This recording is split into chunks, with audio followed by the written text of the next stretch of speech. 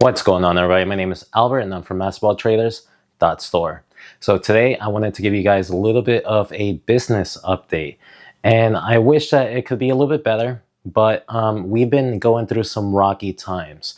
And let me start off by saying that Shopify works in mysterious ways, right? So this past week, Shopify actually flagged my products for, like, they put infringement flags on my products.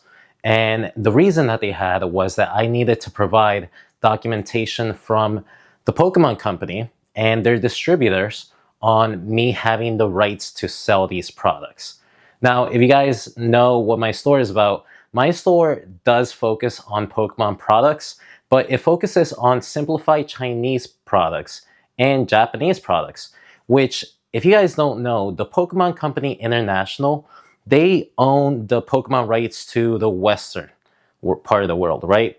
The Chinese products and the Japanese products are actually owned by their own individual entities, such as the Pokemon Company China and the Pokemon Company Japan, which are completely different than the Pokemon Company International. Now, these individual entities, they supply their products completely different than the Western world does, right? So as some of you guys might think, it was kind of a little bit hard to get documentation that I can legally provide, sales of these products online on my store, right? So what I did do is I sent them an appeal. Now, I have the appeal right here. I'm going to read it to you guys a little bit. Basically, what I said was I basically explained to them how the nature of the products that I provide are completely regional split. So they're not under the Pokemon Company International's laws that say that I have to provide distribution rights to distribute them. Next one is I did provide the authenticity and chain of custody. So basically what I did was I provided invoices from my suppliers in those companies that were legitimate invoices. So it says that it's a legitimate product. I'm not selling any fakes or anything like that.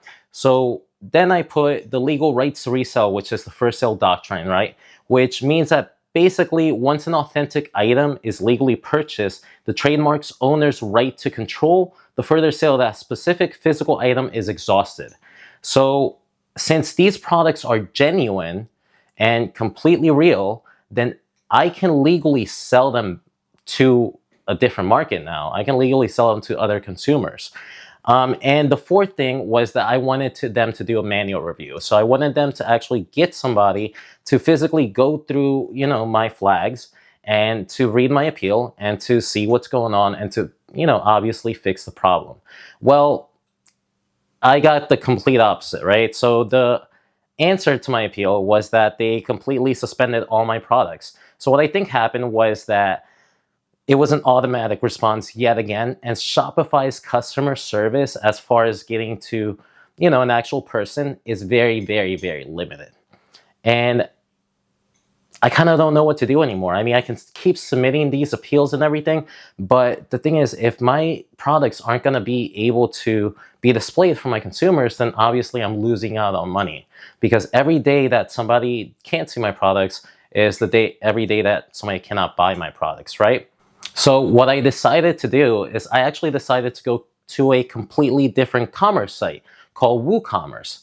So WooCommerce is a little bit different than Shopify as far as the Shopify is a lot user friendly, right? But it has a lot more limitation. WooCommerce, you have to kind of know what you're doing to actually get it set up. And trust me, guys, I've been doing this for the past 2 days because I've been trying to get my store back online. And right now it's been offline for about a day and a half. So kind of dealing with that right now.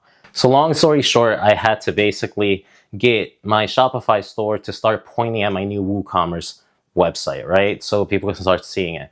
But it takes around 24 to 48 hours for a DNS name servers to actually be changed and to be displayed. So right now, we are currently still in the dark, but I have built out the new site. I think it's a lot cleaner. It's a lot smoother. It's going to go a lot better for all of the consumers. Everybody checking out. It looks a lot nicer.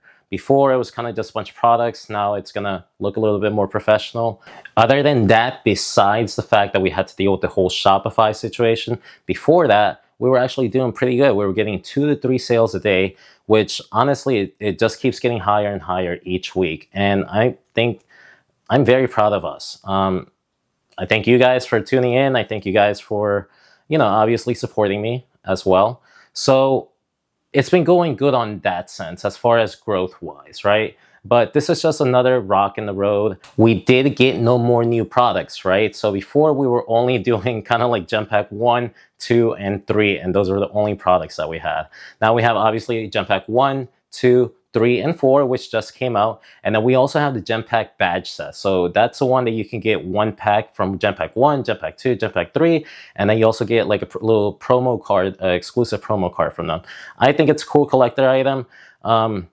But besides those items, we did get Terrassel Festival in Japanese. And then we also got Mega Dream in Japanese. So Terrassel Festival, I'm selling for market price. Mega Dream, I'm doing $89. And I'm going to keep that price for the whole time. So I just want to give back to you guys. I know that it's going to be obviously a more expensive set in the future, but hey, if I can give you guys some Mega Dream for 99 bucks, then I will. Obviously, there is a limit of 2, so nobody can go out and buy me out.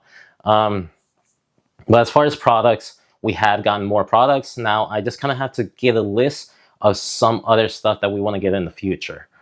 But that's going pretty good. Now, we did get our first chargeback the other day, which was kind of crazy because the reason was completely, it was like a scam. And it was the first type of chargeback that I had to go through where it was some kind of weird scam, right?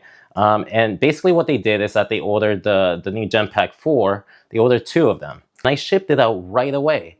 Well, as soon as I shipped it out, within 2 days, obviously it's still being tracked, it's still being shipped.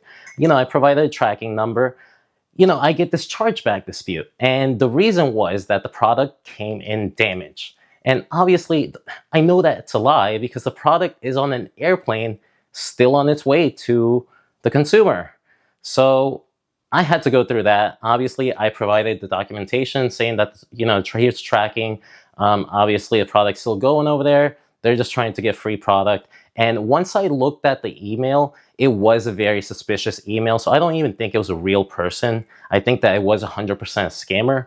So I don't think that, they had like a change of mind or something. I do think it was a scammer. So that was the first time that we've had to go through that. So hopefully, it works out in our favor. If it doesn't, then lesson learned. I can intercept the package next time.